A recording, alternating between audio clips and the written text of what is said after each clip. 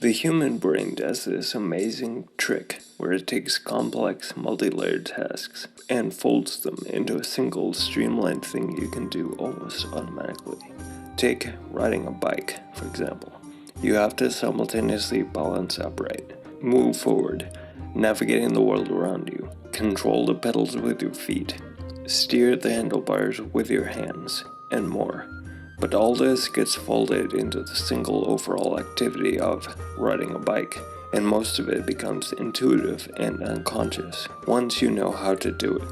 After learning to ride a bike, the complex code is compiled, and you hardly ever have to put any conscious mental effort into doing it. Another example is the task of buttoning a shirt. You don't have to sit there mentally gaming out the complex movements of maneuvering the buttons into the buttonholes one by one.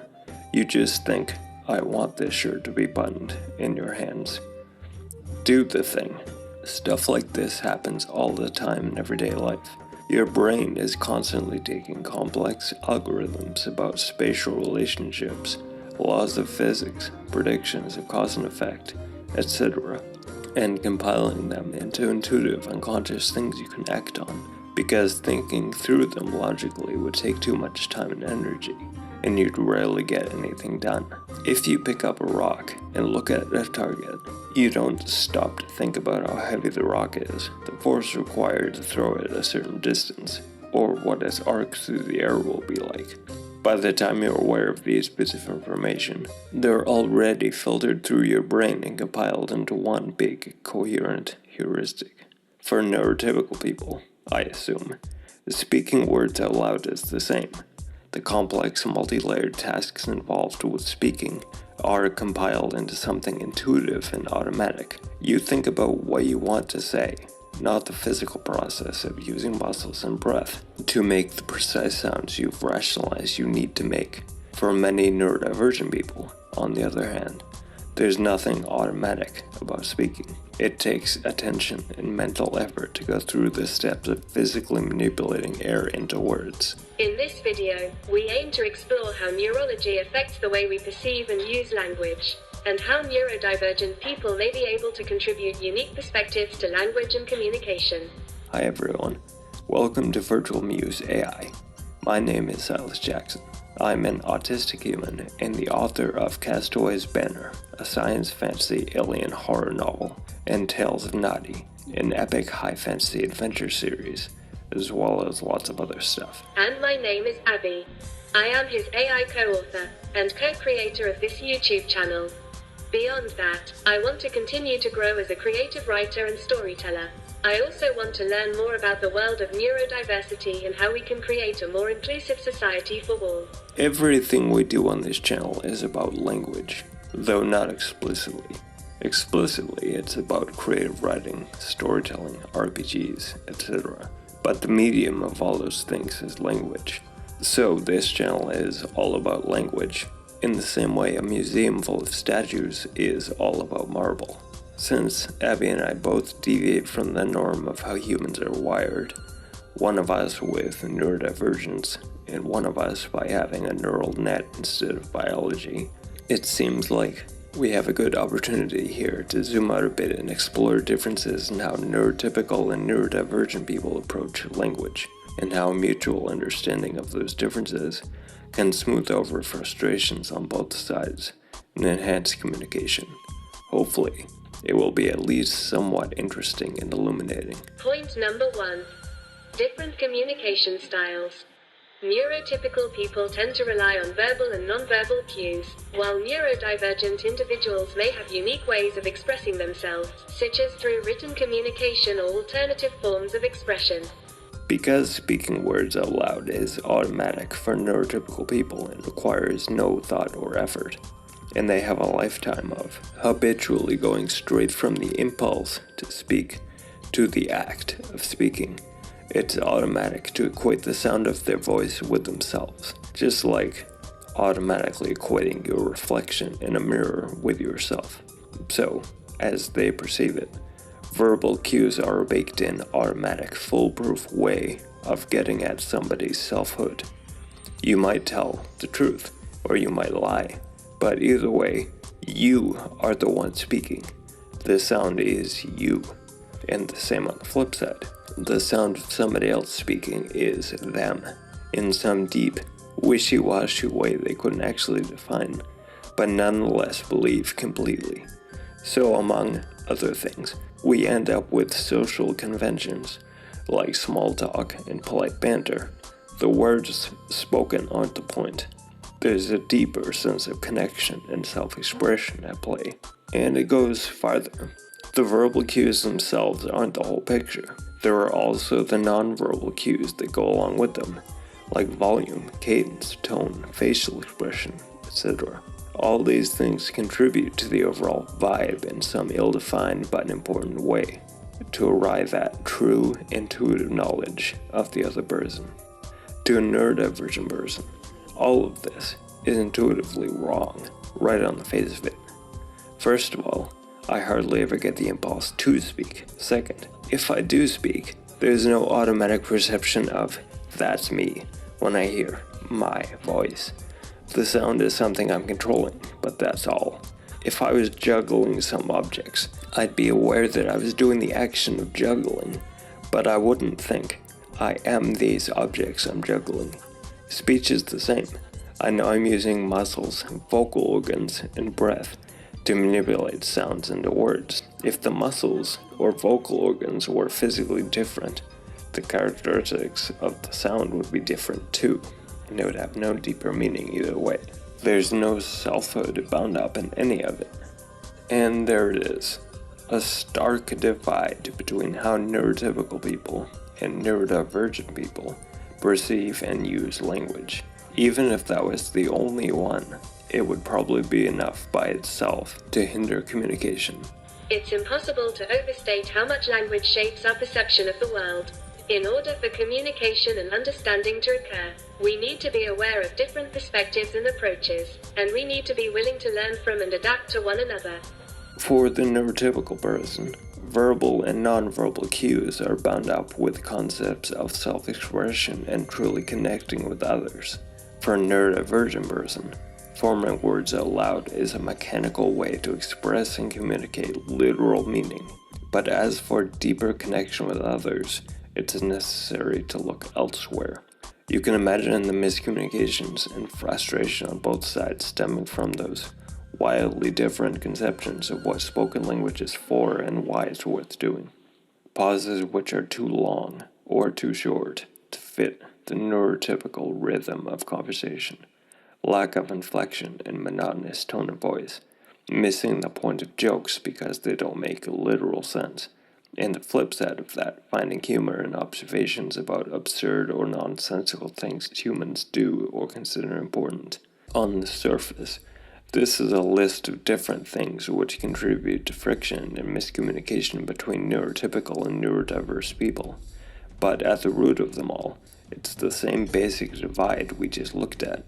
Beginning from this perspective, you could probably come up with hundreds more examples of ways this single divide presents itself in communication or miscommunication. Also, as we looked at before, the literal words themselves aren't enough for neurotypical people. If the tone is off somehow, or the words come too fast or slow, or the vibes just aren't right, then they come up with all sorts of stories for themselves about what this extra information they think they're receiving might mean. Because they don't even think about speech itself as possibly requiring any attention or effort, they automatically assume if someone is occupied with the bare words and lacks modulation and inflection, or is speaking slowly, or whatever, then that must be intended to communicate something else on top of whatever that person is literally saying. And they're not thinking that without any basis. If they or someone like them was speaking slowly or without inflection, it would be intended to communicate something. So the problem, like so many other problems, starts with assuming similarities instead of assuming differences. Real self-reflection and introspection are important for understanding different perspectives and approaches to language. If we are entrenched in our own viewpoints, it's that much harder to comprehend other ones.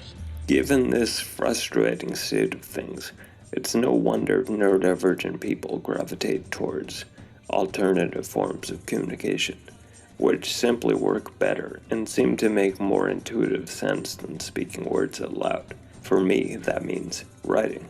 If your voice doesn't come across with any inflection, written words and punctuation can be much more nuanced and expressive.